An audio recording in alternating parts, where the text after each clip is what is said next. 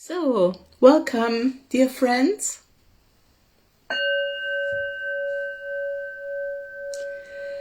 This is the continuation of the book reading project, What is Zen? Plain Talk for a Beginner's Mind, by Norman Fischer and Susan Moon. And we have almost finished the book. I say almost. So today I'm reading the second part of chapter, which one is it? Chapter 12, wonderful. Chapter 12, Everyday Life and Everyday Relationships. First part you find on my website, www.winkelmann-seminare.de. I can write it afterwards. So let's start. Sorry if you waited a bit. Susan is asking, here is a question about a different aspect of our everyday life, our diet. In the United States, we don't have to eat meat in order to get protein. So shouldn't Zen Buddhists, at least in the United States, be vegetarian since they vow not to kill? Norman: you'd think so. When you vow to follow the first clear mind precept not to kill, you do feel funny eating animals, especially when you really don't have to. I feel like that myself. For decades, I was a vegetarian, but after about 25 years I discovered that I had a stomach ailment that made eating lots of whole grains, a staple of my vegetarian diet, impossible. So I began eating some fish and chicken, and that improved my health. All the Zen centers I know of serve vegetarian food, and many but not all Zen practitioners are vegetarians. In Japan, Zen temples serve vegetarian food, but the Japanese Zen priests I know eat fish and meat and drink alcohol when they go out, and it doesn't seem to present a moral problem for them, though maybe it should. I have written about the 3 levels of practicing the precepts: the literal, the compassionate, and the absolute. See page 70. And this is relevant here. On the literal and compassionate levels, it is clear that one should avoid eating meat, though the precept doesn't propose this as a firm rule. On the absolute level, it's less clear. I mentioned that one of the most important functions of the 3-level precepts practice is to reduce self-righteousness and increase one's moral tolerance. In our culture, one often finds a degree of dogmatism regarding diet.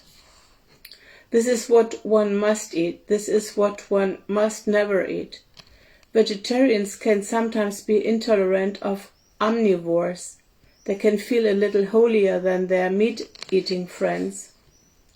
There is a very famous story of Suzuki Roshi who ate meat and fish.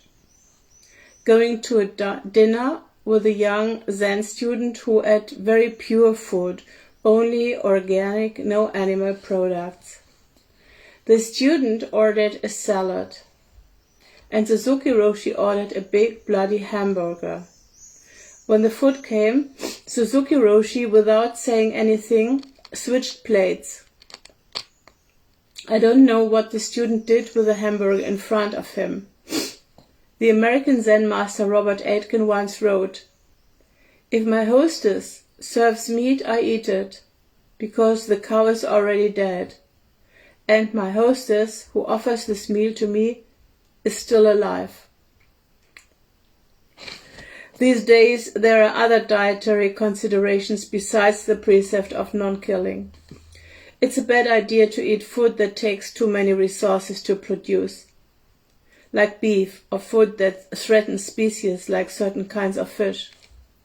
The flip side of the precept not to kill, to cherish and protect life, which could mean that you have a moral obligation to yourself and your family to eat healthy foods and avoid unhealthy foods. Given the current serious national problem we are having with our collective health care costs, this moral obligation might not only be to yourself and your family. If you don't take care of your health, you end up spending more than your share of the healthcare dollar. Susan, sometimes when I get upset about something or express a negative opinion about someone, in brackets, and I admit this has happened, my non-Buddhist friends will tease me and say, "That's not very Buddhist of you." How can I answer them? Norman's answer. Maybe you shouldn't answer them. Maybe you should agree that expressing negative opinions about people is not very Buddhist, or very Christian, or very kind. It's true that the Zen speech precepts ask us to be respectful and modest in our speech about ourselves and others. Maybe you should thank your friends for reminding you that you are not being true to your Buddhist commitments. But maybe you are saying that there is something off about the comment, "That's not very Buddhist of you," as if your non-Buddhist friends are making fun of your Buddhism as a kind of namby-pamby goody-goodyism. Susan goes on. No, I think they respect the Buddhist intention not to speak ill of others, and they expect that all of us Buddhist types hold ourselves to a higher standard. Their question is something like, "Hey Sue, are you really a Buddhist since you just heard you say that so-and-so irritates you? Are you allowed to do that?" I think they are disappointed in me or in Buddhism itself. I sometimes tell them that Buddhists are human beings too. Yes, I have vowed not to speak ill of others, and I keep renewing that vow, but I want my friends to know that becoming a Buddhist doesn't turn a person into a saint. Is that appropriate? Norman answers. This reminds me of a social science experiment my wife has her middle school students perform. She assigns them to watch television sitcoms, keeping track of put-down remarks and affirmative remarks that characters in the shows make, and to graph their findings. Invariably, students find that there are dramatically more put-downs than affirmations. Disrespectful speech is normal in our world. It's the source of most of our humor. It may be normal, but it is not innocuous. People hurt each other all the time with their sloppy and unkind speech. As much as we are inured to it, we are also deep inside hurt by it and become wary and mistrustful of one another. If I make belittling remarks about you to others when you are not around, why would I think you would do any different with me? Maybe I can only trust my very best friends, and even sometimes not them. So a commitment to speak kindly and generously about others, even in casual conversation, is important. As your question illustrates, holding such a commitment doesn't ensure that you will never make negative comments. Sometimes you will slip. If someone called me out for my unkind words, I hope I would say, "Oh, you're right, I don't want to talk like that. Thanks." Of course, Buddhists are human beings and make plenty of mistakes. I don't know that Buddhists hold themselves to a higher standard than others. But Buddhists do make commitments to pay attention to their conduct and to try to act as much as possible with honesty and kindness. Maybe your friends are idealizing you too much. Susan. Zen practitioners are always cleaning and polishing things, raking leaves and repairing little household implements. This is all very well, but isn't there a danger of getting lost in petty details and losing sight of the big pictures? If you faithfully take care of what's right in front of you first, you might not have time to make art, save a forest, teach bicycle repair to teenagers in the juvenile justice system, work for wage equality, or take your children camping. Doesn't Zen imply that every activity is of equal importance? What about priorities? Norman: I wish the premise of your question were true. I wish Zen practitioners were always cleaning things up, raking leaves, and repairing little household implements. If so, my house would be in better shape than it is. My teacher used to do this, in brackets, though I'm not sure if he still does, and that instilled in me the value of these activities. But not all Zen practitioners take care of things so well. But I try, and I think I do better now than I used to. Before I began my practice, I would commonly leave the dinner dishes till the next morning. Now I never do. I always get things in order, at least to some conscious degree, before I go on to other more important things like this. And before I began practicing Zen, I would never have put quotation marks around the phrase "more important things." I would have believed that doing dishes, raking leaves, and repairing household items actually are not very important things. I would have agreed that they are petty details. Now I know better. Taking care of things isn't just household maintenance. In Zen, it's a spiritual practice. To clean up the kitchen is to clean up the whole world. Anyway, this is the spirit we are trying to cultivate. How can it not be the case that everything is important? Everything is always falling apart. If you don't shore things up every day, the whole world will fall apart, and there will be nothing important or unimportant left. No one escapes the details that make up the greater parts of our lives. It has been a major liberation for me in recognizing that taking care of things large and small is an opportunity to pay attention and actually live all of this precious human life, not just some of it. Susan: Yes, washing the dishes is important. We don't have a choice on that one. And I have come to love washing the dishes, perhaps thanks to my Zen practice. But what I want to challenge you on this: do you really think everything is equally important? That we don't have to prioritize? I seem to remember you telling me once, when you were abbot of the San Francisco Zen Center, that every morning you had to decide which things on your to-do list you were not going to do that day. The working parent of young children really and truly may not have enough time to clean out the gutters and rake the leaves and repair the leaky faucet if he wants to play with his kids on the weekend. The emergency room doctor treats the most urgent cases first. Could it be that in the emergency room that our planet has become, we have to make difficult choices too? I really don't know. What do you think? Norman: Why would taking care of details makes you less able to prioritize?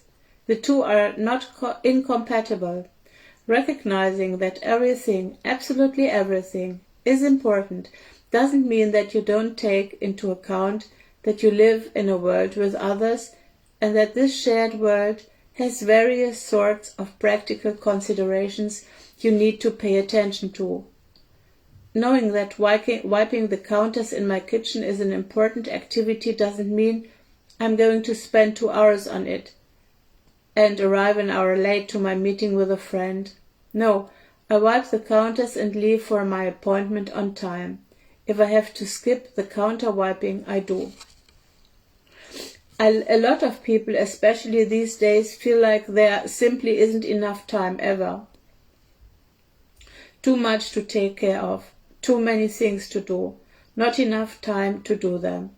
So details become an annoyance. We won't ignore them, so we rush to get through them and go on to the important things. We see time as a limited container stuffed full, and yet we have to stuff still more into it. So we are in a crisis of time. as many of our idioms about time suggest. Pressed for time, running out of time, wasting or saving time, time pressure, and so on.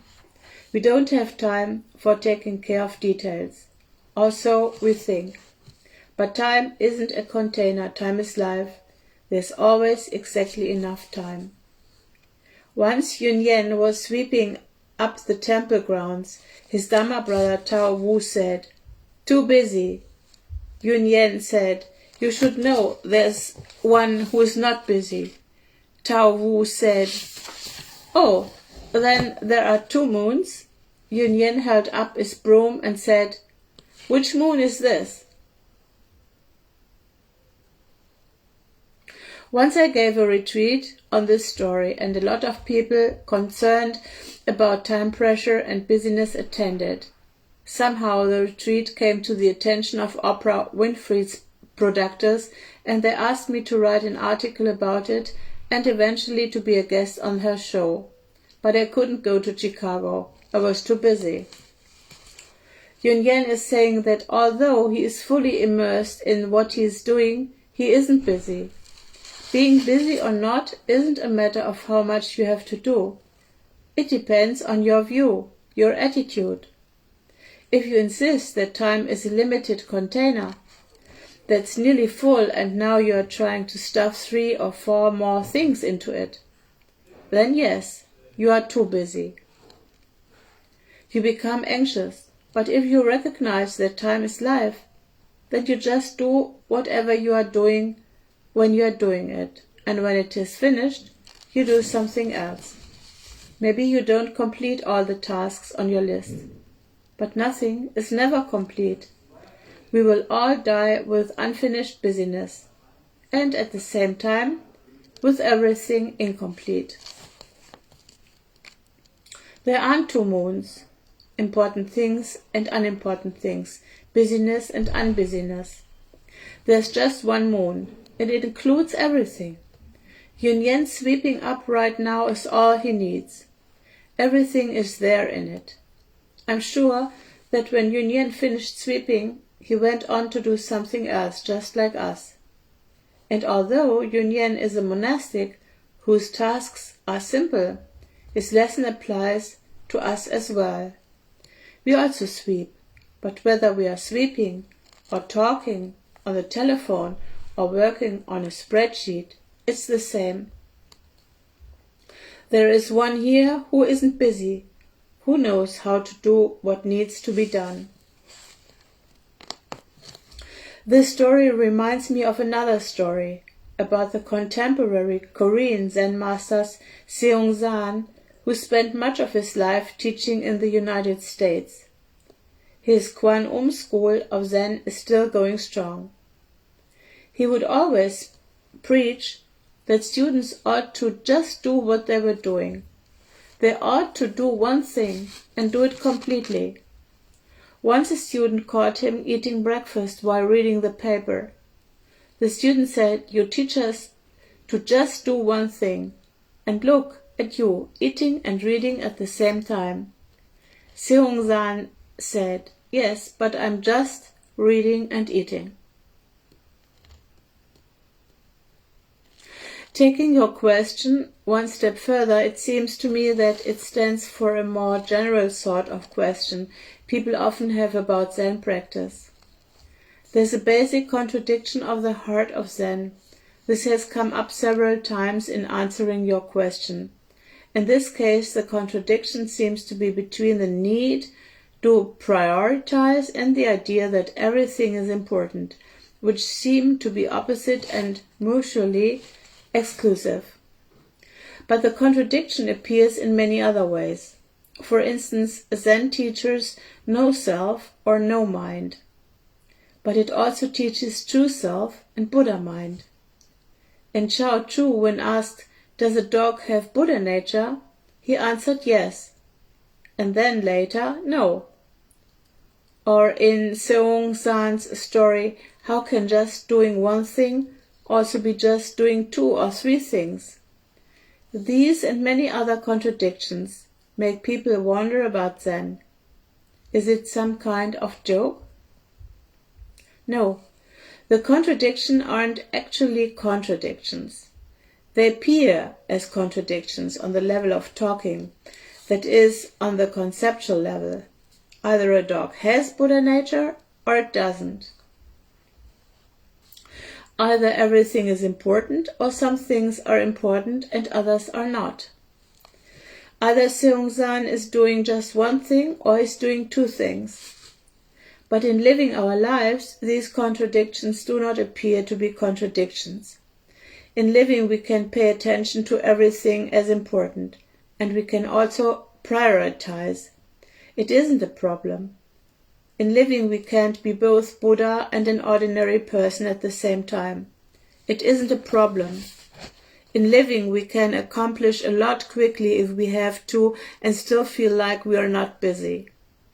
The everyday practice of our lives eventually shows us how to live reasonably and smoothly in the midst of many things that would seem confusing if we tried to explain them. Explaining them might sound contradictory. There is a Zen expression: before I started Zen practice, mountains were mountains and rivers were rivers. When I began my practice, I saw that mountains were not mountains, rivers not rivers. But now, after long practice, I see that mountains are mountains, rivers are rivers. Such contradictory statements are quite sensible when you actually live them. We do, as we continue to live, see things differently, and yet the same. Life, when you describe it, simply is contradictory.